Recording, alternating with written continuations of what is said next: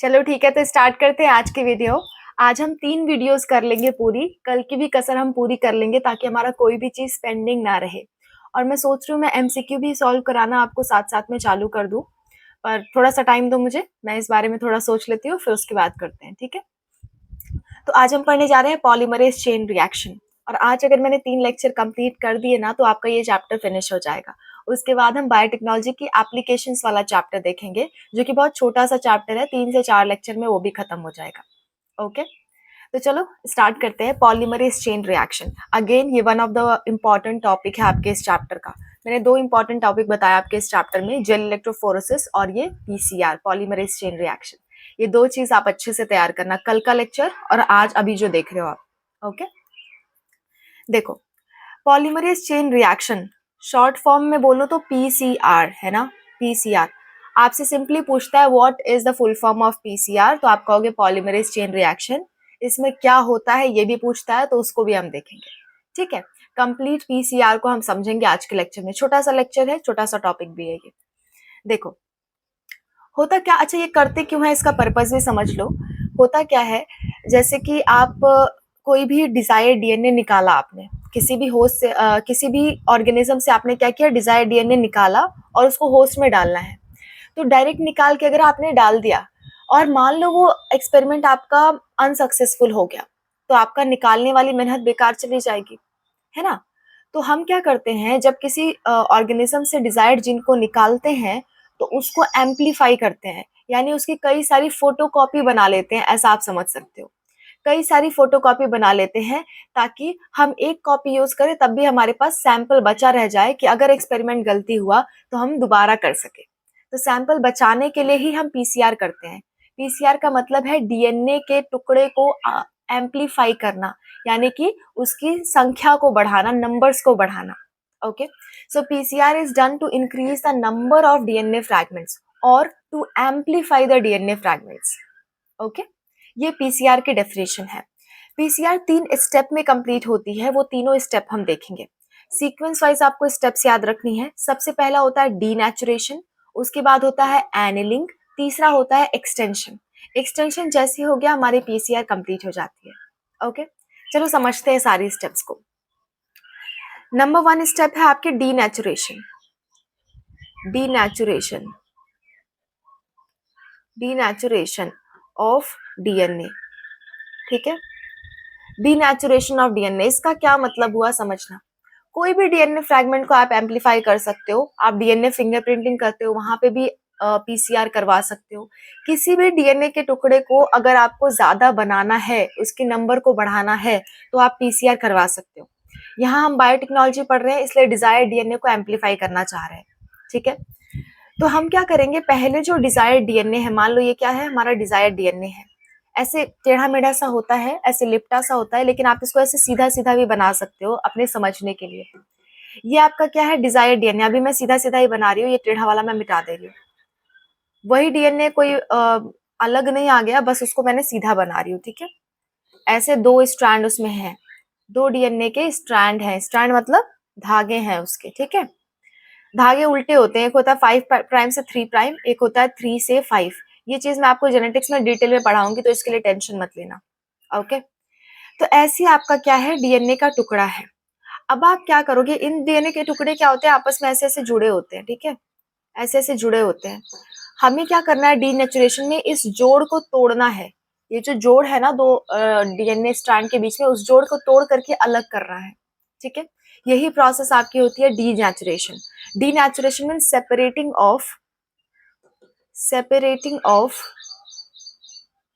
separating of 2 strands of DNA, 2 strands of DNA। DNA के दोनों strands को separate करना ही आपका डीनेचुरेशन कहलाता है, राइट। सेकेंड स्टेप में हम क्या करेंगे, दूसरे स्टेप की ओर बढ़ते हैं। सेकेंड स्टेप होती है एनिलिंग। एनिलिंग, ठीक है, एनिलिंग। एनिलिंग में हम क्या करते हैं, हम इन दोनों सेपरेटेड स्ट्रैंड्स पे, जब स्ट्रैंड दो अलग हो गए हैं, उनमें क्या करेंगे, छोटे छोटे से प्राइमर लगाएंगे ताकि नया नया स्ट्रैंड बना सके दोनों के साथ। तो क्या हो जाएगा, 1 से 2 बन जाएगा, ऐसे ही 2 से 4, 4 से 8, ऐसे बनाते चलेंगे। तो आपको यहाँ क्या लगाना है, प्राइमर। प्राइमर क्या होता है? प्राइमर होता है छोटे-छोटे से न्यूक्लियोटाइड्स जो कि हमने खुद बनाए हैं, सिंथेसाइज़ किए हैं, ठीक है? प्राइमर ज़रूरी होते हैं किसी भी डीएनए को बनने के लिए। डीएनए बनने का स्टार्टिंग के लिए प्राइमर ज़रूरी होते हैं। अभी मैं प्राइमर की डेफिनिशन लिखवा दूँगी, डोंट वरी। तो आपका क्या है, ये दोनों सेपरेटेड स्ट्रैंड है। ये वाला एक स्ट्रैंड था, ठीक है? और ये वाला दूसरा स्ट्रैंड था। यही वाले स्ट्रैंड है, ये 5 प्राइम वाला है और ये आपका 3 प्राइम वाला है, ठीक है? ऐसे-ऐसे कुछ है, बॉन्ड टूट चुके हैं इसके बेचारे के। इसके भी बॉन्ड टूट चुके हैं बेचारे के, अलग-अलग हो गए हैं दोनों। अब हमें क्या करना है, हमें इनके यहाँ पे क्या जोड़ना है, प्राइमर जोड़ना है। इसे क्या कहोगे आप? प्राइमर कहोगे, ठीक है? यहाँ पे हमें क्या जोड़ना है? प्राइमर जोड़ना है। प्राइमर जोड़ने की प्रोसेस ही एनेलिंग कहलाती है, ठीक है? The process of attaching primers या न्यूली सिंथेसाइज्ड प्राइमर आप कह सकते हो, primers on the separated DNA fragments is known as annealing, ठीक है? Attachment of DNA I'm sorry, once again, attachment of primers to DNA strands is known as your annealing. Okay? अच्छा, ये 2 step हो गए, इसके बाद तीसरी स्टेप है एनिलेशन, ठीक है? सॉरी, तीसरी स्टेप है एक्सटेंशन, ठीक है? देखो इधर, डीनेचुरेशन ऑफ डीएनए के लिए हमें एक टेम्परेचर की जरूरत होती है, उसी टेम्परेचर पे डीएनए के फ्रैगमेंट्स अलग होंगे। वो टेम्परेचर होता है आपका 94 डिग्री सेल्सियस, ठीक है? इसके बाद जब हम एनिलिंग कराते हैं, एनिलिंग के दौरान हमें टेम्परेचर थोड़ा सा कम करना पड़ता है। टेम्परेचर कितना कम करना पड़ता है? 54 डिग्री सेल्सियस तक कम करना पड़ता है टेम्परेचर, ठीक है? इसके बाद जब हम एक्सटेंशन कराएंगे तो हमको टेम्परेचर रखना होगा 72 डिग्री सेल्सियस, ठीक है? कितना टेम्परेचर रखना होगा? 72 डिग्री सेल्सियस, ओके? तो देखो यहाँ पे डीनेचुरेशन, एनिलिंग, ये 2 स्टेप आपको समझ में आ गई। एज इट इज आपको बना करके दिखाना है एग्जाम में, प्लस एक्सप्लेन भी करना है, तभी आपको फुल नंबर मिलेंगे, ओके? अगर ये 5 नंबर का क्वेश्चन आएगा तो। चलो अब मिटा लेती हूँ मैं इसको और मैं एक्सटेंशन बता देती हूँ आपको, ठीक है? तीसरा स्टेप है आपकी एक्सटेंशन। तीसरा स्टेप क्या है? एक्सटेंशन। एक्सटेंशन मतलब बढ़ाना, है ना? अब किस चीज को बढ़ा रहे हैं समझना। यहाँ पे आपका एक डीएनए फ्रैगमेंट था, यहाँ पे दूसरा। ये वही वाले हैं, कोई मैं अलग वाला नहीं बना रही हूँ। कलर अलग हो जा रहा है तो आप ये मत सोचना कोई अलग आ गया यहाँ पे, ठीक है? ये वही है। और यहाँ पे क्या जुड़ा था? प्राइमर जुड़ा था, ठीक है? यहाँ पे क्या जुड़ा था? प्राइमर जुड़ा था। अब हम क्या चाहते हैं कि ये जो डीएनए है ये पूरा वापस से बन जाए और ये पूरा भी वापस से बन जाए। यानी कि एक हमने डीएनए लिया था और एक से हम क्या बना दिए? 2 बना दिए। ऐसा कुछ हो जाए। तो ऐसा कुछ होने के लिए ना, ऐसा करवाने की प्रोसेस ही आपकी क्या कहलाती है? एक्सटेंशन कहलाती है। और ऐसा होने के लिए आपको एक एंजाइम की जरूरत होती है, उस एंजाइम का नाम है डीएनए पॉलीमरेज। डीएनए पॉलीमरेज, ठीक है? डीएनए पॉलीमरेज एंजाइम का यूज करके डीएनए का पॉलीमराइजेशन कराते हैं। यानी कि डीएनए का जो न्यूक्लियोटाइड है उसको कई सारे जोड़ करके पूरा डीएनए बनाते हैं। इसी प्रोसेस को हम एक्सटेंशन कहते हैं, ठीक है? एक्सटेंशन को आप लिख सकते हो polymerisation of DNA is known as extension. और इसको करवाने के लिए 72 डिग्री सेल्सियस का टेम्परेचर चाहिए। अब एक बात सोचना, जनरली जो एंजाइम होते हैं आपके, वो 20 से 25 डिग्री सेल्सियस के बीच में काम करते हैं। डीएनए पॉलीमरेज भी एक एंजाइम है, तो इसको तो डीनेचर हो जाना चाहिए, यानी ये खराब हो जाना चाहिए 72 डिग्री सेल्सियस पे। तो यहाँ पे हम एक स्पेशल टाइप का डीएनए पॉलीमरेज यूज करते हैं जो कि आपके 99 डिग्री सेल्सियस तक भी जिंदा रह सकता है, अच्छे से काम कर सकता है। और वो डीएनए पॉलीमरेज का नाम है टैक पॉलीमरेज। ये एक तरह का डीएनए पॉलीमरेज है, ठीक है, जो हाई टेम्परेचर पे सरवाइव कर सकता है। पॉलीमरेज जिसे हम कहते हैं टैग पॉलीमरेज। अगर कंफ्यूज हो रहे हो तो डोंट वरी, अभी मैं लास्ट में समराइज करूंगी, आपको आसानी से समझ में आ जाएगा, ओके? देखो टैग पॉलीमरेज, ये जो टैग पॉलीमरेज है आपका, ये कहाँ तक सरवाइव कर सकता है? 99 डिग्री सेल्सियस तक, ठीक है? और ये तो खैर 72 है, तो आराम से अपना काम कर सकता है वो। तो ये एक तरह का क्या है? डीएनए पॉलीमरेज, जो कि डीएनए को एक्सटेंड करने में या पॉलीमराइज करने में हेल्प करेगा। यहाँ पे देखो हमने क्या कर दिया, ऐसे ही एक से क्या बना दिया? 2 बना दिया। शुरुआत में एक डीएनए लिया था, एक से हमने क्या बना दिया? 2। ऐसे ही 30 साइकिल तक हम कर सकते हैं, 30 साइकिल्स हम कर सकते हैं। और सोचो कितना ज्यादा हम डीएनए बना लेंगे। इसी तरह से कई सारी कॉपी हमारे पास हो जाती हैं, फिर हम सेफ फील करते हैं अपना एक्सपेरिमेंट करने के लिए। ठीक है। अब यहाँ पे मैं आपको एक बात बता देती हूँ, टैग पॉलीमरेज जो है ना वो एक बैक्टीरिया से निकाला जाता है। उस बैक्टीरिया का नाम है, ये किस बैक्टीरिया से निकाला जाता है? उस बैक्टीरिया का नाम है थर्मस इक्वाटिकस। एक्वाटिकस, थर्मस एक्वाटिकस नाम की बैक्टीरिया से निकाला जाता है। ठीक है। अब मैं आपको समराइज कर देती हूँ और प्राइमर्स की डेफिनेशन बता देती हूँ, क्योंकि प्राइमर छोटा सा वर्ड मैंने अभी यूज किया था जिसकी डेफिनेशन मैंने प्रॉपरली नहीं बताई। तो मैं सारी चीजें मिटा रही हूँ और फिर प्राइमर का डेफिनेशन बता के मैं इसे समराइज कर दे रही हूँ। यहाँ पे आपका आज की क्लास खत्म हो जाएगी। देखो, primers,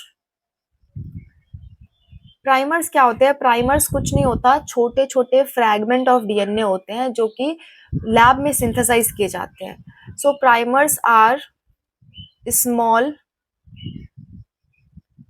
small small fragments of nucleotide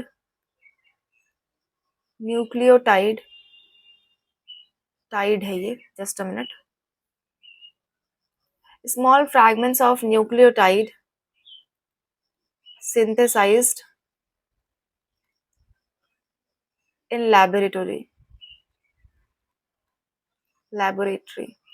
okay.